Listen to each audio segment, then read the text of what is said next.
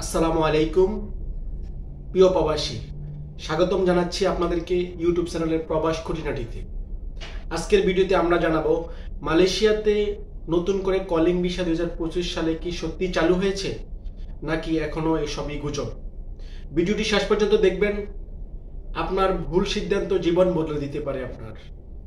তো চলুন মূল কথায় চলে যাচ্ছি।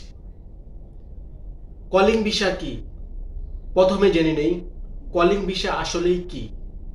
এটি এক ধরনের ওয়ার্ক পারমিট বা চাকরির ভিসা, যেখানে মালয়েশিয়া একটি কোম্পানি বাংলাদেশি শ্রমিকদের কাজের জন্য ডেকে নেয়। এই প্রক্রিয়ায় শ্রমিক বৈধ মালয়েশিয়া এসে কাজ করতে পারেন।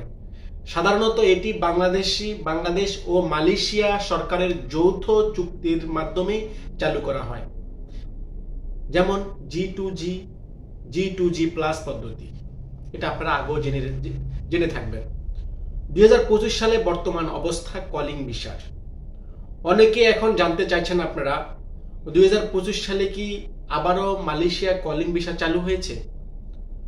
সরকারিভাবে এখনো কলিং ভিসা চালু হয়নি, তবে মালয়েশিয়া সরকার নতুন শ্রমিক নেওয়ার পরিকল্পনা করছে। বাংলাদেশ সরকারের সাথে আলোচনা চলছে, কিন্তু এখনো চূড়ান্ত কোনো কলিং ভিসার ঘোষণা আসে নাই।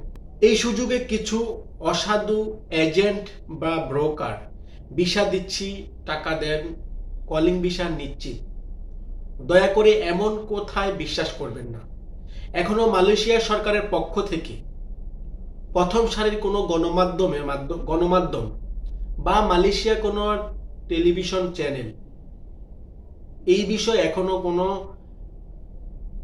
ঘোষণা দেয় নাই যে মালয়েশিয়াতে আবারও কলিং ভিসা চালু হয়েছে বা ওয়ার্ক পারমিট সিস্টেম চালু হয়েছে। এই বিষয়ে এখনো কোনো মালয়েশিয়া গভর্নমেন্ট থেকে প্রথম সারির গণমাধ্যম এবং মালয়েশিয়া টেলিভিশনে এমন কোনো ঘোষণা আসে না যে মালয়েশিয়াতে আবারও কলিং ভিসা চালু হয়েছে।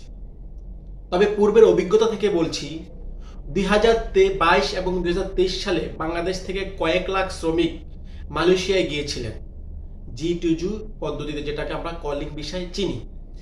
কিন্তু এরপরে কিছু সমস্যার কারণে ভিসা প্রক্রিয়া স্থগিত করা হয়। 2025 সালে আবারও নতুন চুক্তি হওয়ার সম্ভাবনা আছে, তবে নতুন কলিং ভিসা চালু হয়েছে এমন খবর এখনো সঠিক নয়।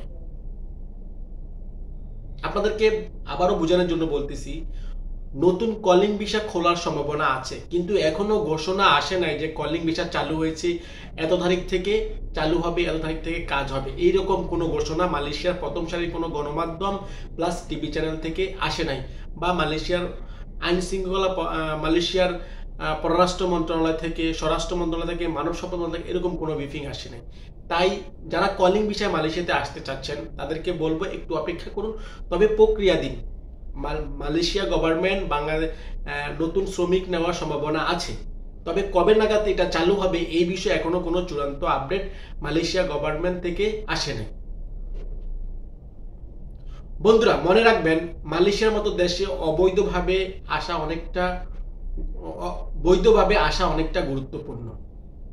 ভুল তথ্যের পাদে পা দিলে আপনি কষ্টার্জিত আত্মসাৎ ও ভবিষ্যৎ দুইটাই নষ্ট হতে পারে।